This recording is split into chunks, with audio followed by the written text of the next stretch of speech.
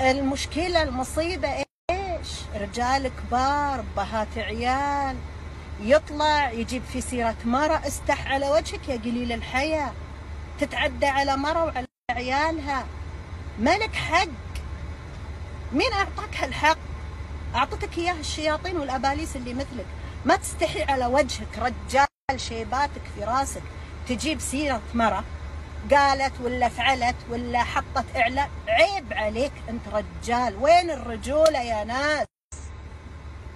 وين والله العظيم وينها؟ زوجته ما تقول لا عيب؟ مسكينة تشوفينها ما تقدر عليه. عياله ما يقولون لا عيب؟ وقف عند حدك. ما يقدرون عليه ماما، مش رجال، مو كل هذه الأهل. وقاحة، هذه قلة أدب، هذه قلة حياء. إيش بتكسب؟ فلوس ولا إعلان ولا ما أدري إيش اسمها متابعين؟ طيب وبكرة عند الله ما فكرت فيها؟ صدق يعني أشياء دنيوية هذه ما فكرت فيها. إيش بتقول لربك؟ إيش عذرك عند الله؟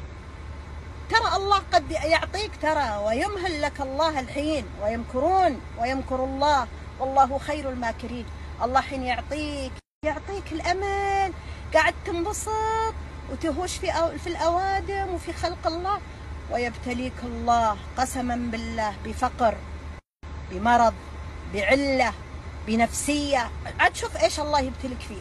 وإن مد لك الله في العمر، يعني شوف وأنت على هالآثام تزداد إثم وتزداد ذنوب، وبكرة عاد عند الله يوم القيامة تعال عاد اقعد مع هاللي وراك.